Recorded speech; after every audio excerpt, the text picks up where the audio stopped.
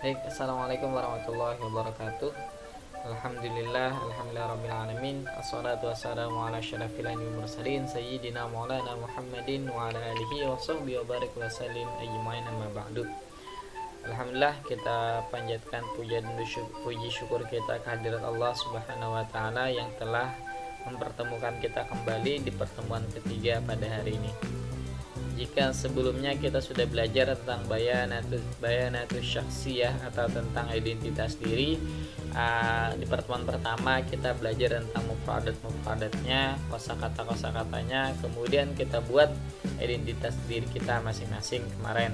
Kemudian di pertemuan kedua kita membuat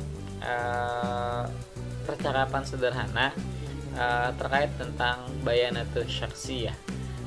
Untuk hari ini kita akan mengajarkan tentang kawaid atau kaidah atau tarkib. Istilah dalam bahasa Inggrisnya disebut grammar. Namun sebelum kita mulai, mari kita buka dulu dengan membacakan basmalah. Bismillahirrahmanirrahim. Kemudian Ustadz minta untuk menyiapkan catatannya karena ini materi tentang kawaid. Jadi untuk menambah pemahaman kita, maka silahkan dicatat apa yang nanti kalian bisa pahami dari penjelasan video ini. Oke, mulai saja. Dalam bahasa Arab ada istilah kalimat atau dalam bahasa Indonesia dikenal dengan kata. Nah, aqsamul kalimah ini tentang pembagian kata. Jadi ketika kita menemukan sebuah kata, saya beri contoh, misalkan dalam bahasa Indonesia ada kata pulpen. Nah, dalam bahasa Indonesia itu dikatakan kata benda. Dalam bahasa Inggris itu dinamakan noun. Untuk dalam bahasa Arab pembagiannya dibagi menjadi 3. Saya jelaskan dulu. Yang pertama itu ada yang dinamakan dengan isim.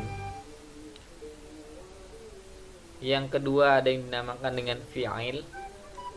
Yang ketiga ada yang dinamakan dengan huruf. Saya jelaskan secara sederhana. Yang dinamakan isim itu adalah bisa diartikan kata benda. Kemudian fi'il itu bisa diartikan dengan kata kerja. Sementara huruf itu bisa diartikan kata bantu atau kata sambung.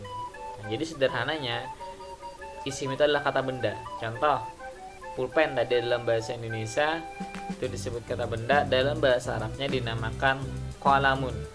Nah, qalamun itu adalah kata benda, berarti dia tergolong kategori isim. Kemudian contoh lain, kitabun. Dalam bahasa Indonesia kitabun itu dimaknai buku. Berarti buku itu juga termasuk isim karena dia kata benda. Ini secara sederhananya. Kemudian yang kata kerja, fi'il. Fi'il adalah kata kerja. Saya beri contoh, misalkan qara'a dalam bahasa Arab, dalam bahasa Indonesianya yang bermakna membaca. Nah, membaca itu adalah kata kerja, maka dia dinamakan atau tergolong kata fi'il. Kemudian contoh lain adalah jalasa. Jalasa bermakna duduk. Duduk itu adalah perbuatan atau pekerjaan seseorang. Nah, maka dia dinamakan juga atau tergolong fi'il. Tergolong pembagian kalimat fi'il. Kemudian contoh lainnya adalah kataba, menulis. Menulis itu merupakan pekerjaan, mengerjakan sesuatu atau menulis sesuatu. Nah, dalam bahasa Arab dia tergolong fi'il karena dia kata kerja. Kemudian huruf. Huruf adalah kata bantu atau kata sambung. Misal Fatimah wa Ahmad. Fatimah dan Ahmad. Wa atau dan itu adalah kata sambung.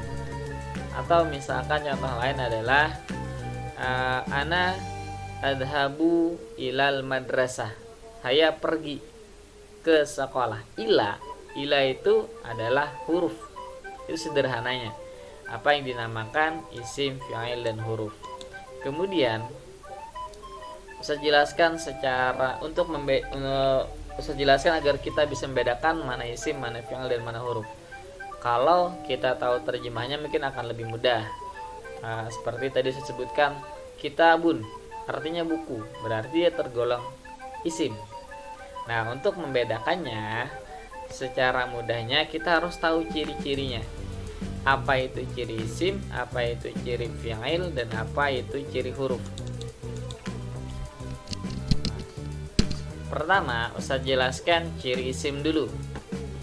Dalam beberapa kitab atau beberapa referensi lain ada menyebutkan ciri isim itu ada 9, ada yang menyebutkan ciri isim itu ada 5 dan sebagainya. Ustaz merangkumkan sedikit saja. Ustaz mengambil dari salah satu buku.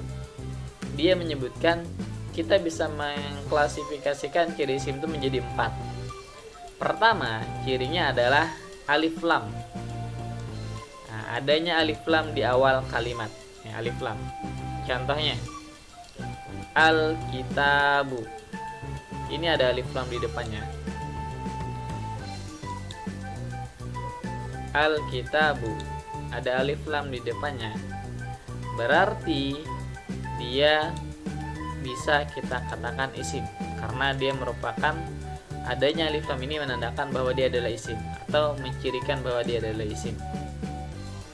Contoh lain, kita sebut saja al-qalamu. Al-qalamu itu adalah isim karena di depannya ada alif lam. Ciri yang kedua adalah tanwin. Ada an, in, un. Jika terdapat an, in, un di akhir kata, maka dia juga tergolong atau dinamakan isim. Contoh, tadi ada nih, kitabun. Saya beri contoh kitabun. Secara makna, jika kita tahu maknanya ini adalah buku, maka kita artikan tadi buku adalah kata benda. Kalau kata benda berarti dia isim. Nah, tapi kalau kita tidak tahu maknanya, maka kita lihat ciri-cirinya. Yang pertama tadi alif lam, al-kitabu, dia isim karena dia adanya alif lam di awal kalimat. Kalau kata yang kedua, saya ganti saja katanya menjadi al-qalamu. Membedakan dengan yang pertama tadi. Al-qalamu qalamun.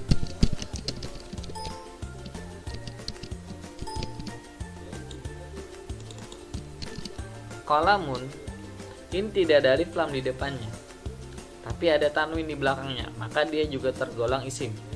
Entah nanti di belakangnya berharakat an, qalaman, atau qalamin, atau qalamun, dia adalah tanwin. Dan jika ada tanwin, maka dia tergolong isim. Ini yang kedua. Yang ketiga adalah alamiyah atau nama. Apapun namanya, apakah dia ada termuat tanwin atau tidak, atau alif lam atau tidak, kalau dia berupa nama, maka dia adalah isim. Contoh, Ahmad, kemudian Fatimah, kemudian Khadijah, dan sebagainya. Itu adalah nama, maka dia tergolong isim. Coba lihat Ahmadu. Ini tidak ada alif lam, tidak ada juga tanwin di belakangnya. Tapi karena dia nama, maka dia tergolong isim. Contoh lain, Banjarmasin.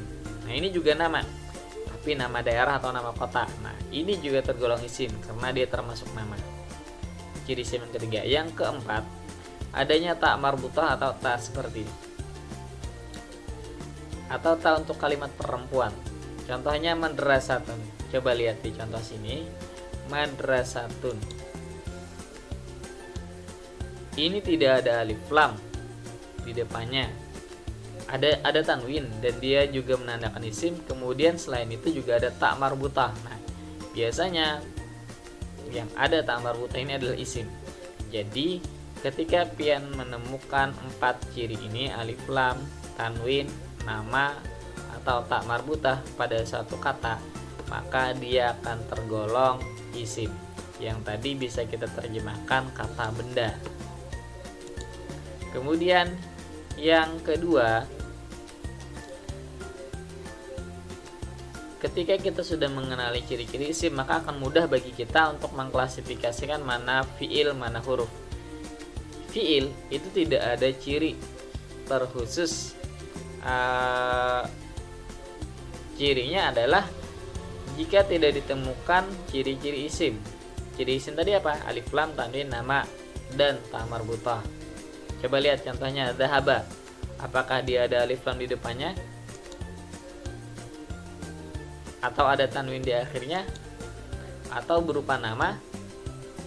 Atau apakah dia ada ta marbutah di belakangnya?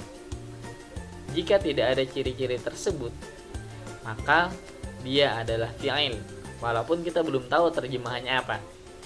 Nah, kemudian contoh lain adalah ini, yadhabu. Apakah dia ada alif lam di depannya, atau tanwin di akhirnya, atau ta marbutah, atau dia berupa nama? Jika tidak ada ciri-ciri isim tersebut, maka berarti dia adalah fi'il. Sama dengan jalasa yajlisu. Nah, untuk mengenali fi'il itu adalah ketika kita tidak menemukan ciri isim padanya, maka dia adalah fi'il. Kemudian huruf juga sama, akan lebih mudah. Huruf ini cirinya adalah selain isim dan fi'il. Artinya jika tidak ada ciri-ciri isim, kemudian dia juga bukan berupa fi'il, berarti dia huruf. Mudah saja untuk mengenalinya. Huruf ini biasanya berupa atau terdiri dari 2 huruf paling banyak, bisa jadi 1 huruf, tapi hurufnya punya makna, bukan huruf yang tanpa makna. Misal ja, dia huruf hijaiyah tapi dia tidak mempunyai makna, maka dia bukan tergolong huruf dalam bahasa Arab. Maksudnya adalah kalimat huruf dalam bahasa Arab atau kata huruf dalam bahasa Arab. Bi ini satu kata, tapi dia juga huruf hijaiyah, tapi dia punya makna. Karena dia punya makna, maka ini dinamakan huruf, tergolong kata huruf atau kalimat huruf dalam bahasa Arab. Sama dengan li ini bermakna bagi. Jika ada kata misalkan sya, itu huruf hijaiyah, tapi secara makna dia tidak mempunyai makna, maka dia tidak dikatakan huruf dalam bahasa Arab. Jadi huruf di sini bukan sekedar huruf hijaiyah saja, tapi yang dinamakan huruf di sini adalah huruf hijaiyah yang mempunyai makna. Kayak misalkan ala, an, ila, min, li, bi. Jadi yang dikatakan huruf dalam bahasa Arab adalah huruf hijaiyah yang punya makna. Itu demikian penjelasan Ustaz terkait dengan isim, fi'il, dan huruf, dan juga penjelasannya di sini tadi, kemudian contoh-contohnya. Nah, mudah-mudahan Ustaz harap kalian bisa memahami yang mana tadi dikatakan isim dengan ciri-cirinya ini, kemudian yang mana dikatakan fi'il dengan selain ciri-ciri isim, kemudian yang mana dikatakan huruf selain dari isim dan fi'il. Contoh lain seperti ini. Contoh isim Muhammadun. Nah, ini seharusnya ada tanwin di belakangnya. Muhammad alif lamnya tidak ada, tapi dia berupa nama. Cirinya tadi ada alamiah atau nama. Nah, maka Muhammad tergolong isim. Kemudian an-nasu, tidak ada tanwin di belakangnya, tapi di depannya ada alif lam, berarti dia tergolong isim. Al-ma'u, tidak ada tanwin di belakangnya, tidak ada ta marbutah juga, bukan nama juga, tapi dia ada alif lam di depannya, maka dia tergolong isim. Kemudian huruf jalasa, tidak ada alif lam, tidak ada tanwin, tidak ada ta marbutah, dan dia bukan nama, berarti bukan isim. Jika bukan isim, berarti dia tergolong fi'il. Yahmilu, Yahmilu itu tidak terdapat alif lam di depannya, tidak ada tanwin di belakangnya, tidak ada ta marbuthah juga, dan dia juga bukan berupa nama, maka dia bukan isim. Jika bukan isim berarti dia tergolong fi'il. Nah, itu. Kalau huruf itu jelas tadi seperti yang saya sebutkan, huruf hijaiyah yang punya makna dalam bahasa Arab. Nah, ini demikian dari Ustadz penjelasannya. Mudah-mudahan bisa memahami ciri-ciri isim. Kemudian dengan paham ciri isim maka bisa membedakan mana isim, mana fi'il, mana huruf. Demikian dari Ustadz, dan Ustadz cukupkan. Nanti kita akan mencoba latihan seperti ini, mengklasifikasikan mana isim, mana fi'il, mana huruf dari beberapa kata yang ada di sini. Contoh yang pertama saya contohkan khubzun. Khubzun ini ada tanwin, maka dia tergolong isim. Kemudian yusolli. Yusolli tidak ada alif lam, tidak ada tanwin, bukan nama orang, maka dia tergolong fi'il. Kemudian wa. Wa ini bermakna dan. Jelas wa ini adalah huruf karena bukan isim, bukan juga fi'il. Nah, mudah-mudahan nanti bisa dikerjakan. Nanti akan saya share bahannya, kemudian saya share juga nanti bahan latihan ini. Mudah-mudahan bisa dicatat dan bisa dipahami. Saya cukupkan untuk pertemuan kali ini, dan syukran jazilan ala hudurikum mahtimamikum ila liqa ma'assalamah. Hayya bina naqtatim biqiratil hamdalah. Alhamdulillah rabbil alamin. Akhiru kalam. Assalamualaikum warahmatullahi wabarakatuh.